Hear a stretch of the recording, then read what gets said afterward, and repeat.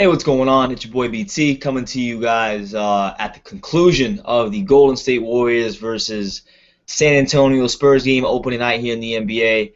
The game literally just ended as I started this video. So the final score to Kevin Durant's first game in a Golden State Warriors jersey is 129 to 100 San Antonio Spurs. Now this video right here is just going to be my first impressions of this super team, this new little Golden State Warriors team that everybody talked so much about this offseason.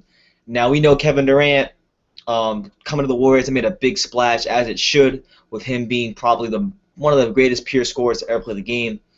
So obviously you don't expect in game one of the regular season for execution to be at an all-time high, but there are still some things matchup-wise, matching up against a top-tier team like the Spurs, and even execution-wise that you can still take away from this game. We'll start with the Warriors, man. Now, when I saw them play, I saw a team that really, like any team early in the year, doesn't have an identity, and there's turnovers left and right. They had 16 turnovers tonight, and I mean that's not going to get it done against a lot of teams, let alone the San Antonio Spurs, who turned it over only 13 times. So, the Warriors early in the game they did move the ball a lot. They missed a couple open layups, which I feel like got their confidence low very early and kind of took a little bit of the pep out of their step. And the Spurs were able to execute and capitalize just on anything, turnovers.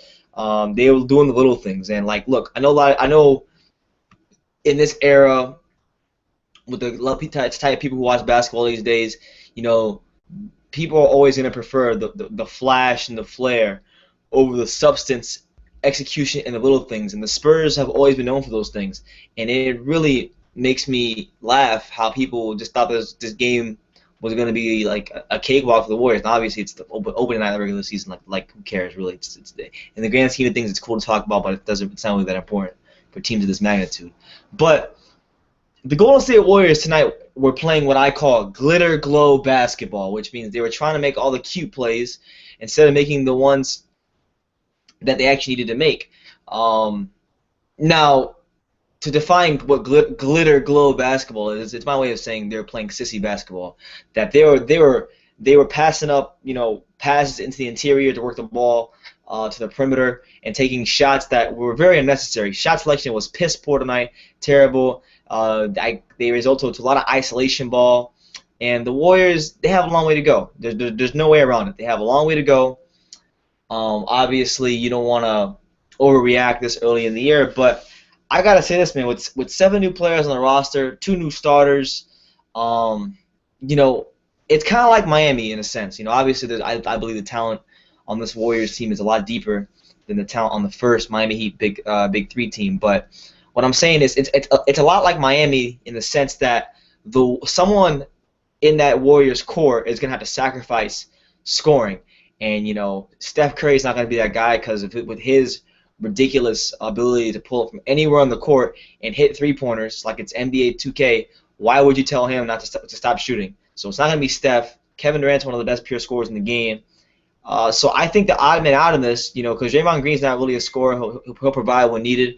The guy who's going to need to take on less of a scoring load is going to be Klay Thompson. And if you look at Klay Thompson's stats tonight, he took 13 shots, which was actually less than all those guys. He took 13 shots, and really he wasn't like as much of a factor. So I'm not necessarily sure if that's going to be a good thing for the Warriors or a bad thing, because honestly, it's always, to me, my opinion, I think with the Warriors they're going to take a lot less threes, which for most teams would be a good thing, but for a team like them who just lives and dies by three-pointer and can shoot it so damn well, I think it's going to be worse. Now tonight they took, I'll tell you how much they took.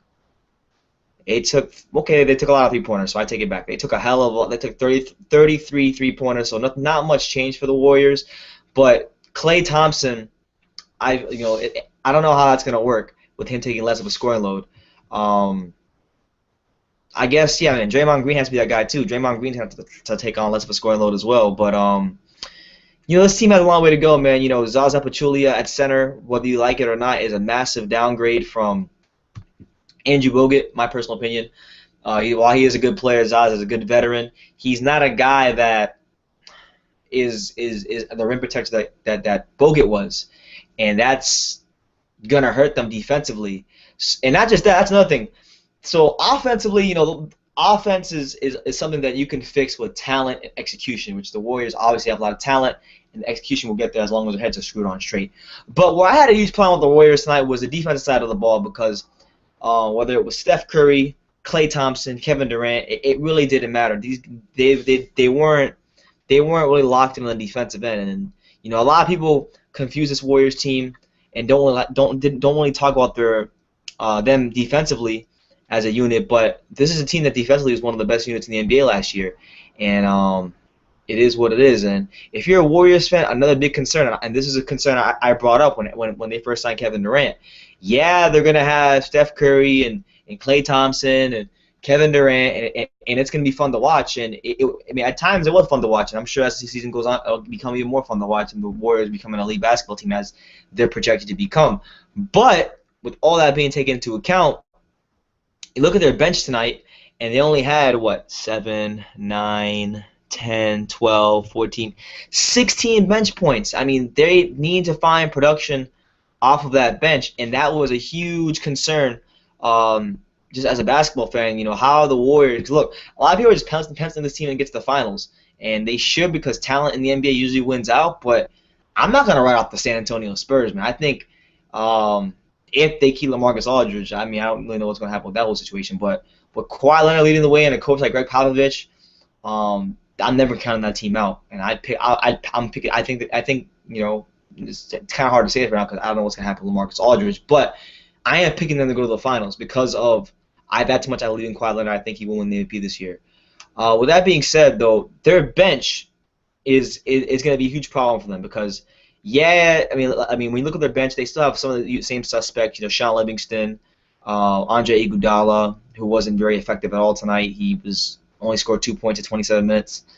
David West, who only scored 2 points in his 11 minutes on the court. So they have guys who are capable of getting the job done, but a lot of those younger guys that really didn't play a lot last year, like Ian Clark, he's getting minutes now, and they're gonna be counting more on the Ian Clarks of the world, and even guys like Verjao and JaVale McGee will probably get some run at some point. So I'm looking at this Warriors bench, and I'm not really sure where I see the guy on the bench. Maybe Iguodala could anchor the bench unit from a defensive standpoint, but I know for a fact at this point in his career I can't trust Andre Iguodala to be a consistent scorer every single night off the bench. Sean Livingston either. So I don't really know, man. The Warriors, while they look really great on paper, while I'm trying not to overreact, there's a lot of moving parts here, and Steve Kerr does have his work cut out for him. It's not easy when you lose guys like, Harrison Barnes, Bogut, Maurice Spates, Leandro Barbosa. Guys on the bench like Maurice Spates and Leandro Barbosa, guys who may be undervalued to many of the casual NBA fans, but these guys are very valuable pieces to what made those teams really good. And honestly, maybe the Warriors are more top-heavy now because they have a great player, a unanimous MVP in Steph Curry, 4-time scoring champ Kevin Durant. You can't argue that late in games they're always going to have somebody to give the ball to down the stretch, which makes them dangerous against any team. But overall with the depth and how that's declined, you got to be concerned if you're a Warriors fan when you play these top tier teams that are coached very well, like the San Antonio Spurs. I mean, honestly, you guys might think I'm crazy, but I don't even think the Clippers. I think the Clippers can compete with the Warriors for the simple fact that they have their fair share of elite players. They gained a guy off from the Warriors, Maurice Spates, on their bench. They already had a good bench. They had like J.J. Redick, Jamal Crawford, Austin Rivers, who's looking to become a more versatile defender this year. So the Warriors aren't going to have as much of a cakewalk as a lot of you guys think. I'm watching the highlights right now. They're showing it on NBA on TNT, and a lot of these shots that they're taking early in the game are contested three-pointers, which, if you're Kevin Durant and Steph Curry, you have no problem with those guys taking those shots. But, at some point, the execution has to be there. There's a level of grit, tenacity, and intensity that the Warriors need to display more on the defensive end, because whether people want to admit it or not, that's what really made the Warriors a truly great team. That's what allowed the Warriors to get out on the fast break, get out on runouts and space the floor and hit Clay and Steph and let them pull up and be the Splash Brothers. If they can't do that, they're not going to win basketball games. And obviously, they're still in the first game of the year. They're not going to play teams as good as the Spurs every night, but it's going to be definitely interesting to see how the Warriors go from here and how Steve Kerr makes his adjustments, because it's not easy when you have a team like the Warriors that was, so many guys that were on the team for like 2 years, and 7 of them just go like that, and you have 7 new faces. So bad game for the Warriors. They got blown out by damn near 30 points. Kawhi Leonard, man, for all you guys who constantly sleep on Kawhi Leonard, I think he showed tonight why he's a big time player. Definitely wanted to match up against Kevin Durant. Abused him, obliterated him, and made him look like a schoolyard kid tonight with 35 points, 5 rebounds, 3 assists, 10 for 21 shooting. Got to the free throw line pretty much at will. 15 attempts at the free throw line. It was James Harden-esque the way he was getting to the free throw line tonight. Yeah, man, not overreacting, but the Warriors definitely have their work cut out for them. But all in all things considered, I'll take my chances with Kevin Durant and Steph Curry if I'm a Warrior fan.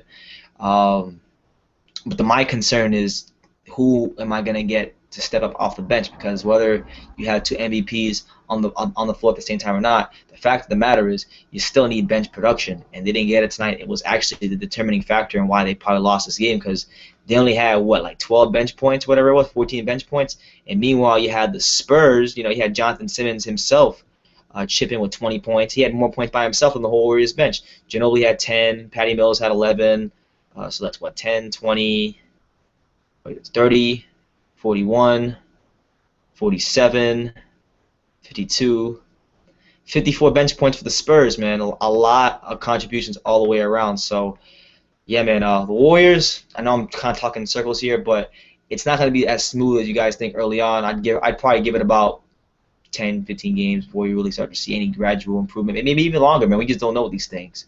Because a lot of it, too, is guys sacrificing their roles. And sometimes that's not always easy for guys who are young and in their prime. So we'll see who's willing to accept their role and allow Kevin Durant and Steph Curry to take on more of the scoring load.